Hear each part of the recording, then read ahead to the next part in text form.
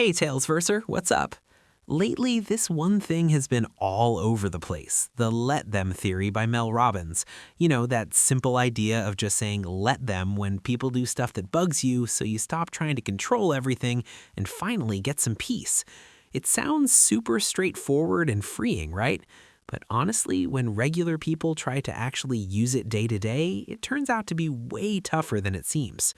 We're going to go through some common struggles that a lot of us run into.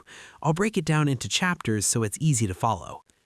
It feels too simple for real-life messes. The theory makes it sound like you can just flip a switch and let go, but life isn't that straightforward. Relationships come with all kinds of history, deep feelings, and shared responsibilities. For example, if your partner is distant or a close friend is acting toxic, just saying let them without talking it out can let problems pile up and even break things worse. A bunch of people say it works great for small annoyances, but for bigger issues, it needs more than a quick mantra. Therapists often point out that real situations aren't black and white. You might need to communicate first before you can truly let go. That's why so many get stuck right at the start. It overlooks how complicated things can get. It can turn into avoiding problems altogether. One big trap is using let them as an excuse to dodge tough conversations or conflicts. Like if someone's bullying you at work or being unfair, just letting it slide might hurt you more in the long run and let the issue keep happening.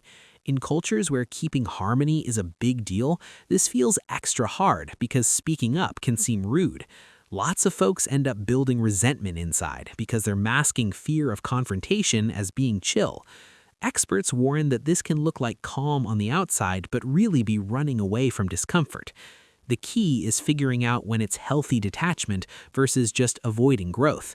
It's not always easy to tell the difference. It can trigger old trauma or pain.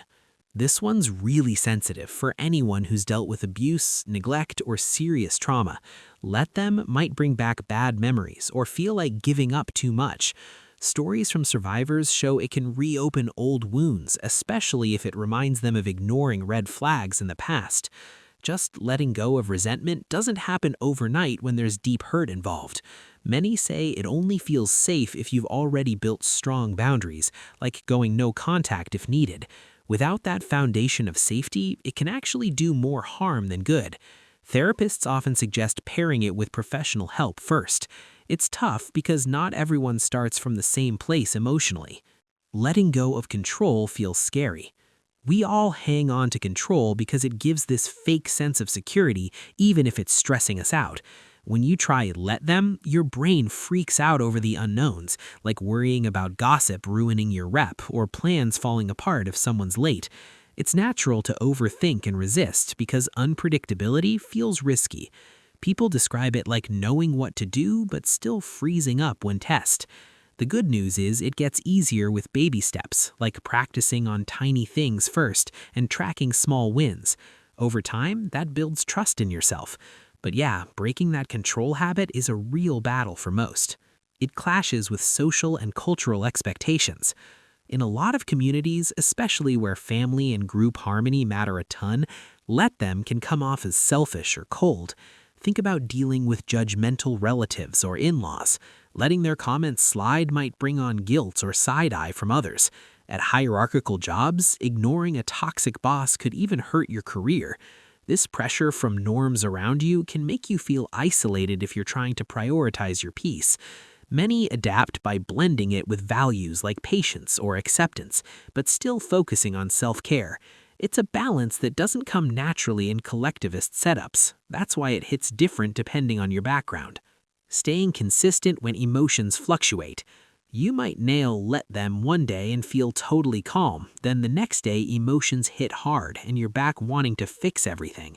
Mood swings or sudden triggers make it super inconsistent. It's that classic thing where you know the theory but struggle to stick with it long term. Folks recommend journaling daily wins or setting phone reminders to track progress. Building the habit takes time and patience. But honestly, nobody's perfect. Emotions go up and down, and that's totally normal. Relapses happen to everyone trying this out. Risk of misunderstanding or overusing it. Finally, people often take it too far, like using let them to skip effort in good relationships or ignore stuff that really needs action. For instance, letting a kid misbehave without guidance or bailing on helping a friend in need can create bigger drama. It backfires when it turns into an excuse for not growing or addressing real issues. Remember the let me part. Focus on your own responses and check in regularly if it's helping. Asking yourself if it's leading to real progress keeps it balanced. Over-applying is one of the easiest mistakes. What Mel Robbins herself says about these struggles.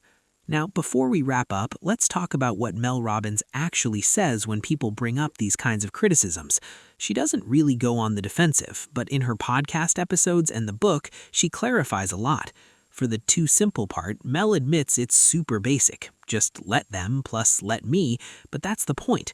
Life gets overcomplicated when we try to control others, and this quick tool helps reset your energy fast. On avoidance, she stresses big time that it's not about being passive. If there's abuse, danger, or repeated boundary violations, don't just let them, speak up, set hard limits, or even cut contact. She gives examples like not enabling bad habits in family.